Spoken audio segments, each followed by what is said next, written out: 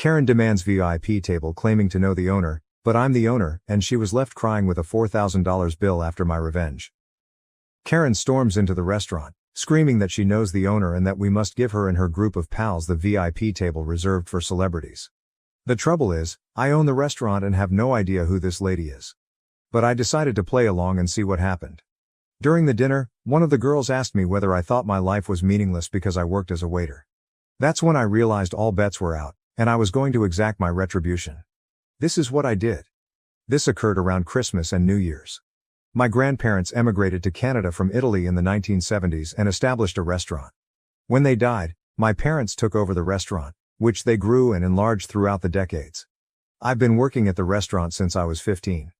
As my parents became older, they retired and became snowbirds, spending the winters in Florida.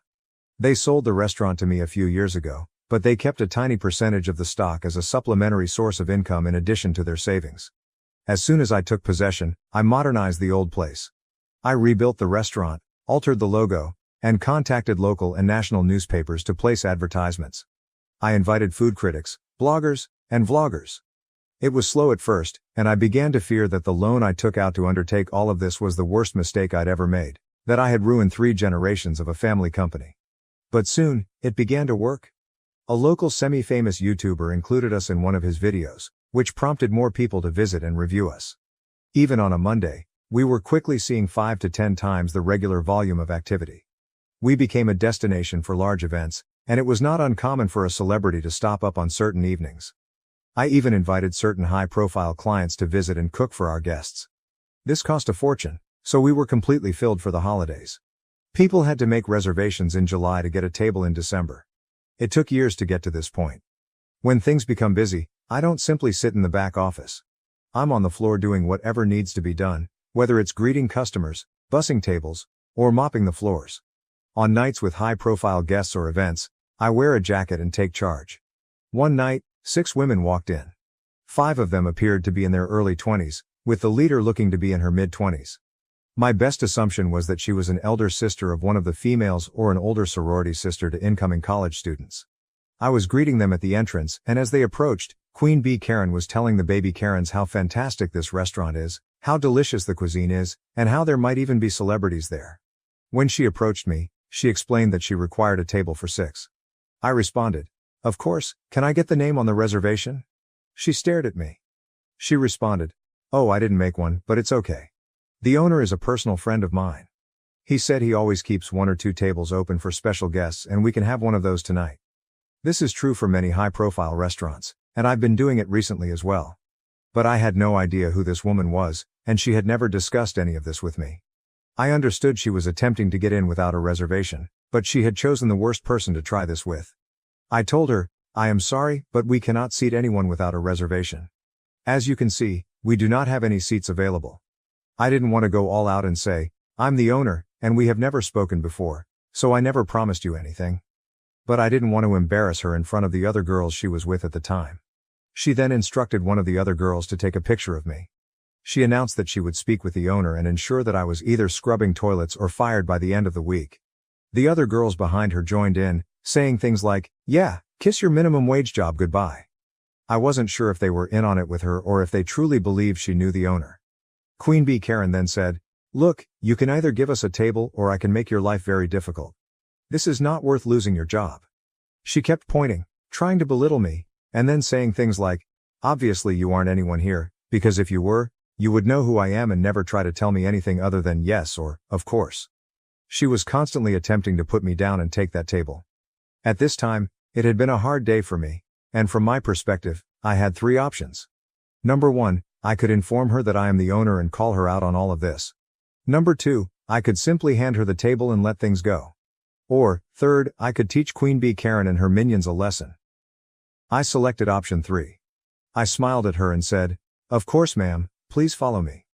I handed her one of the 3 tables we leave free in case a celebrity walks in, which occurs occasionally. I told her, "I apologize for everything and you're right, it would be simpler just to give you the table." I also assured her that the first 3 rounds of drinks would be free. I seated them down and personally served them. As they sat, I told them, "We need one of your credit cards and IDs just to keep on file, and we'll return them to you before you leave." Queen Karen handed me her card and informed the baby Karen minions, "Tonight is on me?" I took their orders, gave them their free beverages, and informed them that due to how busy we were tonight, the meal may be delayed. The females only worried about the free drinks. They ordered 3 rounds and still hadn't received any food. They eventually called and asked me to check on it, all while giving me the worst attitude since they arrived.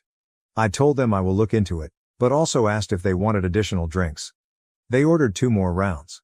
They were sloshed by the time the appetizers arrived, having done nothing but drink on an empty stomach for the majority of the night and just eating salads. As more food arrived, more beverages were ordered. What these girls didn't realize was that they were at our VIP table, which normally costs a few $1,000s to sit at, but I didn't charge them for it. Except for the first 3 rounds, I charged them for all of the extremely costly cocktails they had throughout the evening. Furthermore, the table they were sitting at, as previously stated, was VIP, thus the menus were different. Prices are not displayed on these menus. This is a restaurant industry trade secret. They also offered higher-end menu items such as white truffle, black caviar meals, and specially imported West Coast oysters, among others. At one point during the night, I honestly began to question what I was doing. I worried I was going too far with these poor girls, they might not know any better. But certain things encouraged me throughout the night, such as when one of the baby Karens questioned whether I thought my life was pointless because all I ever became was a server. Also, one of the other staff told me that they were planning how to mess with me, believing that they could do so whenever they wanted and that I would always give them a table. I overheard them say, "He's cute, but I wouldn't date a waiter like that. He is such a pushover." There were other comments like that throughout the night, so I continued with their life lesson. By the end of the night, each female had built up a bill ranging from $500 to $600. I handed Queen Karen the bill for $4,232.23, which included tax and tip. I've never seen somebody sober up this soon. She went from smiling and giggling with her buddies to almost in tears. She immediately summoned me over and asked whether this was a joke. I took the bill, looked it over, and apologized. "I'll get you the correct bill amount." Again, she seemed completely relieved, assuming she had received someone else's bill, and called me a effing idiot, before continuing to talk to her pals. When I returned to give her the right bill, she flipped out again. It was only a question. "Is there something wrong on this bill that you didn't order?" She and the girls were stunned and went over every single line of the bill, including the initial several lines that listed their original 3 rounds as complimentary. They then got out their phones and went over everything 100 times, adding it all up. Queen Bee, visibly startled, just remarked, "1 second, I need to use the restroom." Part of me feared she'd dine and dash and leave the baby Karens with the tab, but I discreetly reminded her that we had her ID and credit card, without making it too obvious. I was concerned that she would run out of money. 10 minutes later, she returns with new makeup, clearly crying, and tells me all about how poor the food was, how dreadful the drinks were, and so on, demanding that I at the very least cut the cost in half. She went on to say that the baby Karens would help, despite the fact that she had previously informed them that the night would be hers. Then, as if a light bulb went off in her head, she brought up her alleged relationship with the owner again, as if it would give me extra motivation to lower the amount in half. I smiled as I told her, "No, simply no. I can't change the bill." She takes out her phone and shows me a series of text messages from someone named after my restaurant, followed by the word owner. I instantly grasped what she had been doing in the bathroom, most likely changing one of the other Karen minions' contact names and erasing prior texts to establish this new script. I reviewed the messages and clicked on the contact information before telling her, "That's not the owner's cell phone number." Her response was, "He has multiple phones for business, of course. You do not know all of his numbers." I replied, "How about this? If we call him and he says it's okay to take 50% off the bill, then I'll do it."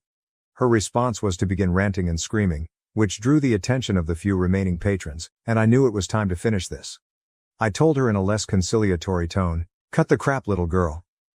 You do not know the owner. You've never been here before, and if you continue ranting, I'll call the cops." Her tone changed as she attempted to defend herself as best she could. My response to her lame retort was, "My grandfather established this restaurant. My family has been running this establishment for centuries. I've worked here for nearly my entire life. I am the sole owner of this restaurant, and I have never seen you, heard of you, or made any promises to a stranger I have never seen before tonight." The little Karens were frozen and had no idea how to react. Queen Bee was in tears. I added, "Now, I provided you the table you wanted, one of these particularly reserved tables for high-end clientele, which I did not charge you for, as well as 3 rounds of free drinks. If you do not pay your account, I will call the cops and give them your identification. Karen signed the bill in tears, and the tiny Karens reached into their wallets to hand her whatever cash they had, which was probably a couple $100, with the promise to repay her more. 2 days later, an angry man arrives at my restaurant and requests that one of my bartenders talk with me. I was in the back office working, so he had to wait for about a half hour. She was with him too, but she kept her head down. I took them both to my office and showed him highlights from the security cameras, which had particularly high-quality audio because they were in the VIP area. We needed to keep good records in that region due to previous unconnected accidents. I showed him the majority of it, their remarks, orders, everything. When all was said and done, he rushed out with her, yelling at her the entire way. I have not seen or heard from any of them since, but the initial bill I gave them, which did not include the $120 oysters, is framed on my desk. As a side note, I did not lose as much money on the table in 3 rounds of drinks as you might expect. The table was intended to be empty anyway, so I didn't lose anything because I hadn't expected to gain anything in the first place. The cost of the meal and other drinks more than compensated for the loss in the first 3 rounds. So now that you know everything, am I the jerk?